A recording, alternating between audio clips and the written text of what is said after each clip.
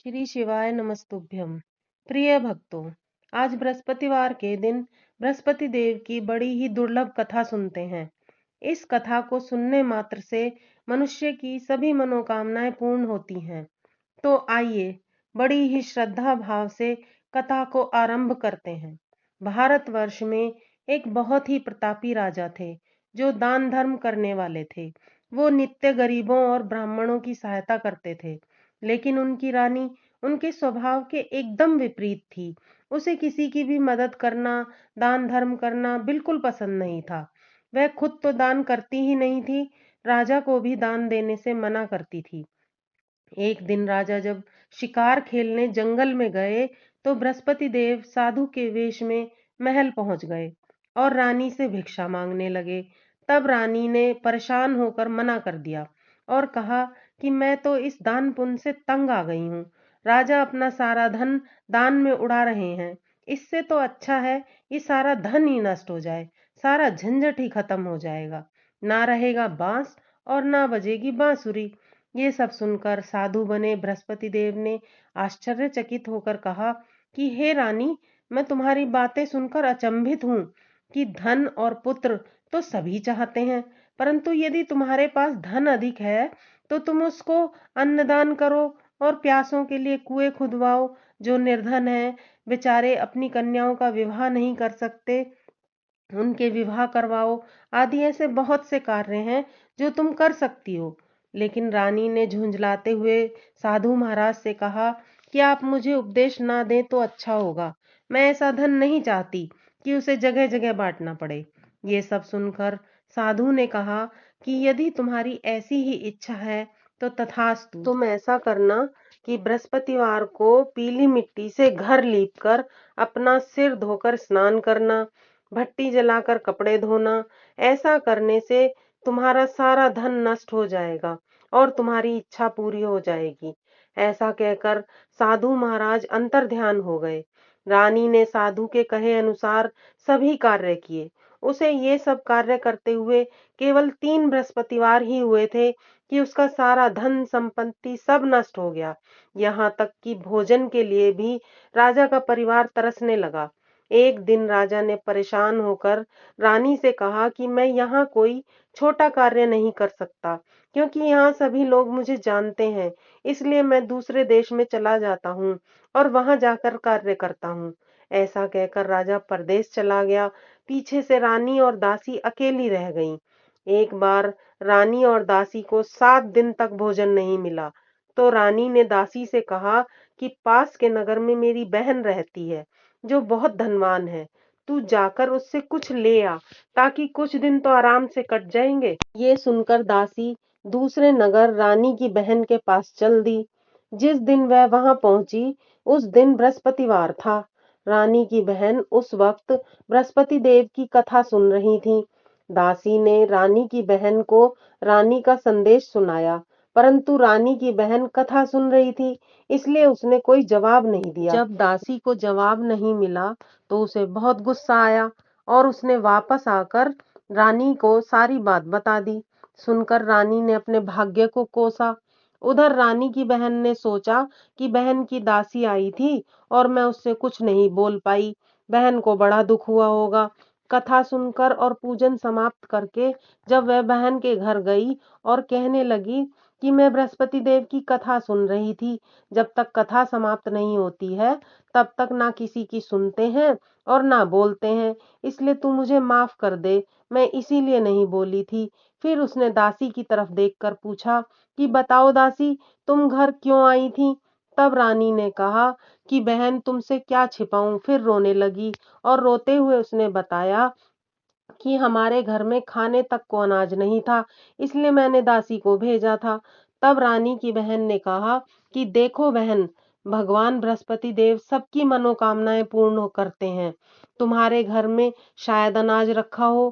पहले तो रानी को विश्वास नहीं हुआ, परंतु बहन के कहने पर उसने अपनी दासी को अंदर भेजा तो सचमुच अनाज से भरा हुआ एक घड़ा उसे मिला।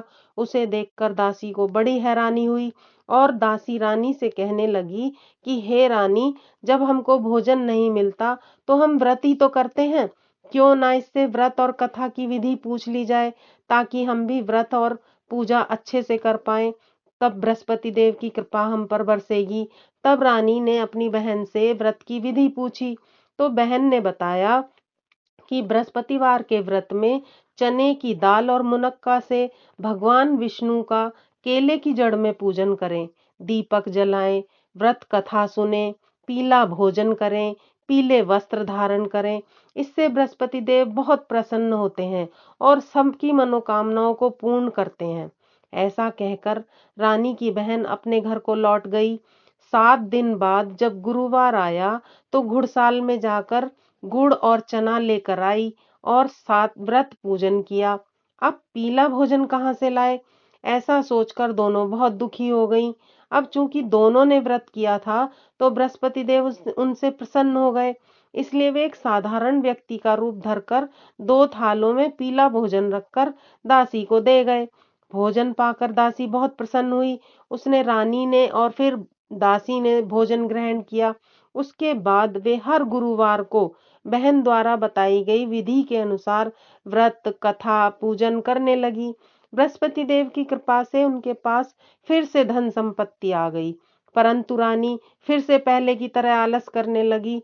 तो दासी ने समझाया और कहा कि जब भगवान बृहस्पति देव की कृपा से धन संपत्ति वापस मिली है तो तुम फिर से आलस करने लगी हो।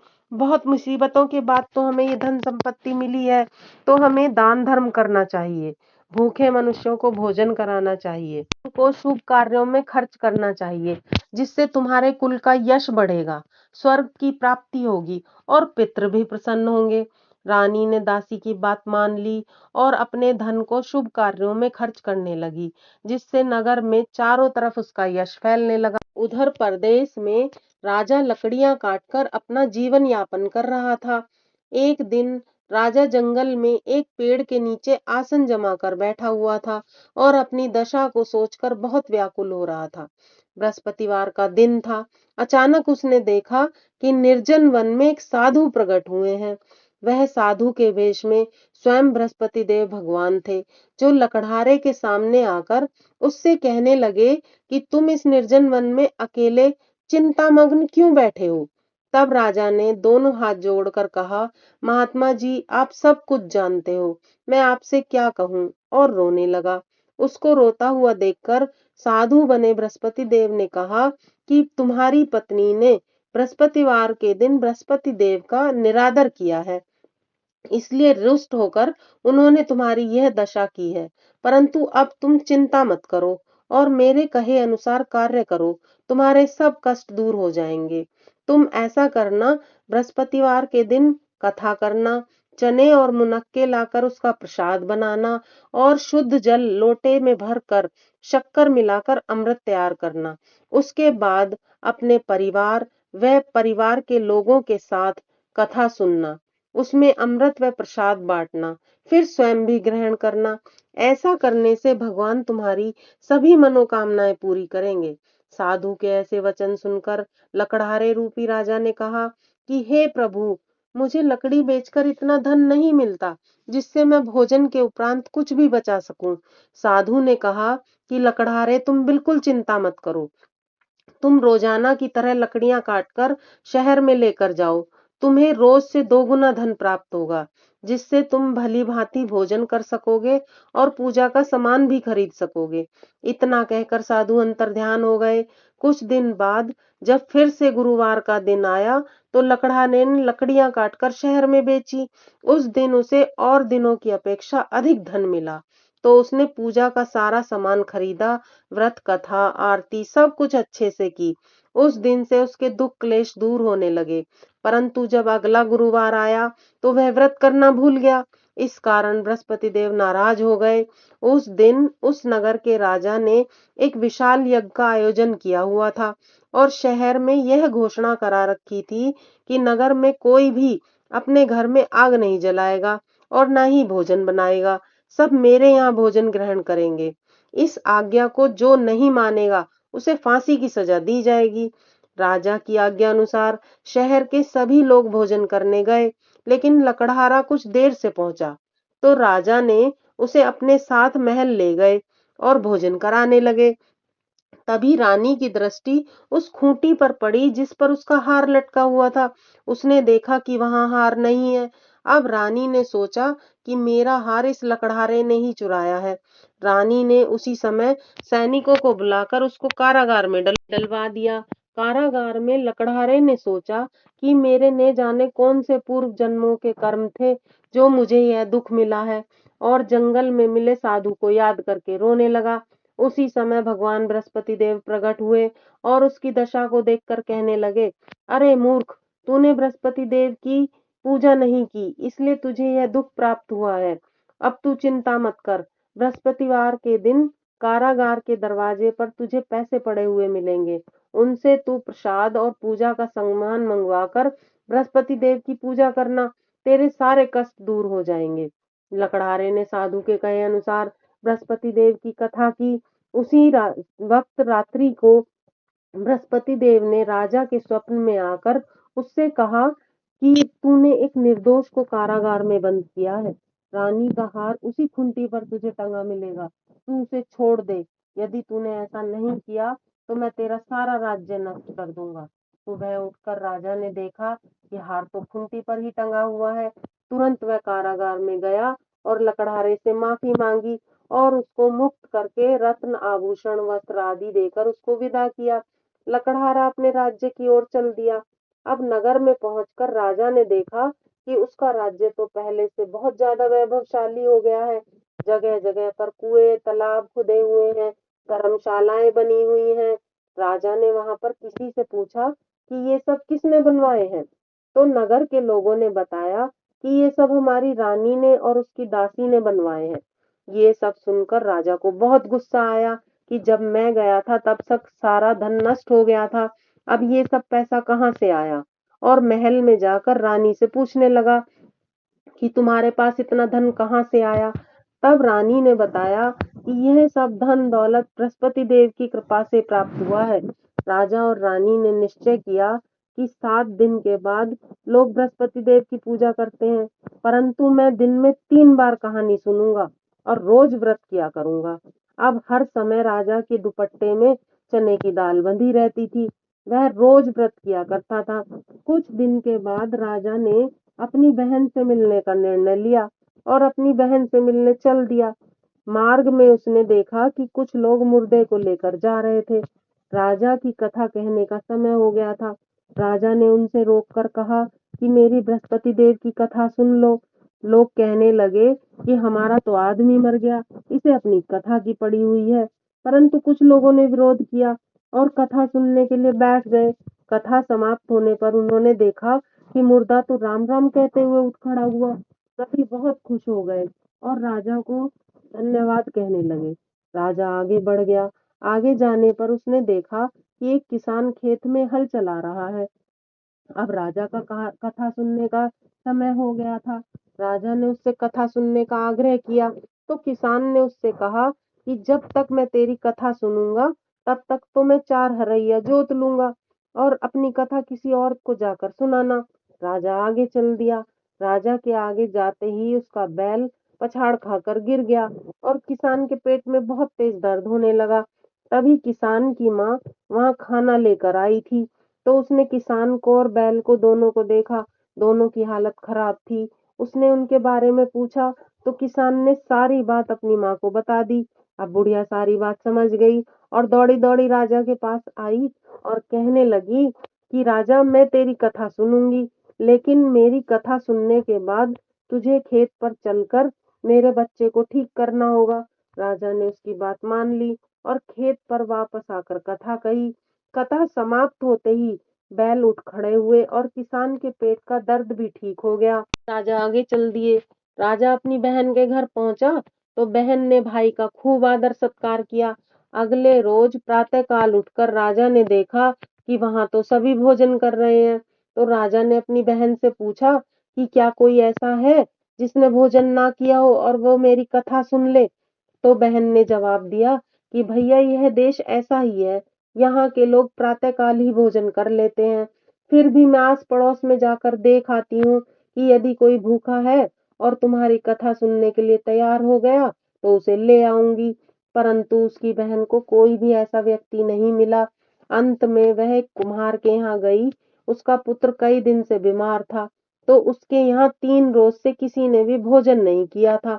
अब रानी ने कुम्हार से कथा सुनने का आग्रह किया, तो वह तैयार हो गया। राजा ने वहां जाकर कथा कही। अब कथा समाप्त होने पर सभी ने देखा कि कुम्हार का पुत्र ठीक हो गया। अब तो राजा की चारों तरफ प्रसन्नता होने लगी। कुछ दिन बाद राजा ने बहन से कहा कि अब मैं वापस जाऊंगा, तो तू भी मेरे साथ चल। बहन ने अपनी सास से पूछा, तो सास ने कहा कि ठीक है, तू चली जा, पर बेटों को साथ लेकर नहीं जाएगी, क्योंकि तेरे भाई के कोई औलाद नहीं है। अब बहन बहुत दुखी हुई। फिर उसने अपने भाई से कहा कि मैं तो चल लूंगी, पर कोई बालक नहीं जाएगा। तब राजा ने दुखी होते हुए कहा कि जब कोई बालक ही नहीं जाएगा, तो तू ही जाकर क्या करेगी। और बड़े दुखी मन से अपने राज्य में वापस आ गया और आकर रानी से कहने लगा कि हमें कोई औलाद नहीं है, इसलिए हमारा मुख देखने का भी किसी का धर्म नहीं है, और बिना खाए पिए ही दुखी होकर बैठ गया। तब रानी ने कहा कि बृहस्पति देव भगवान ने हमें सब कुछ दिया है, तो क्या वह हमें औलाद नहीं देंगे? अवश्य देंगे। और उसी रात को राजा को स्वप्न में बृहस्पति देव ने दर्शन दिए और कहा कि हे राजा, तुम्हारी सारी चिंताएं खत्म, तेरी रानी गर्भ से है। इसी तरह दिन बीतने लगे। 9वें महीने में रानी ने एक सुंदर पुत्र को जन्म दिया। पूरे राज्य में खुशियां ही खुशियां फैल गईं।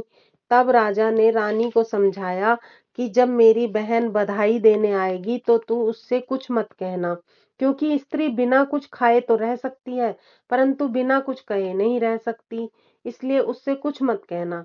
जब राजा की बहन ने यह खुशखबरी सुनी, तो उसे बहुत खुशी हुई और वह बधाई देने आ गई।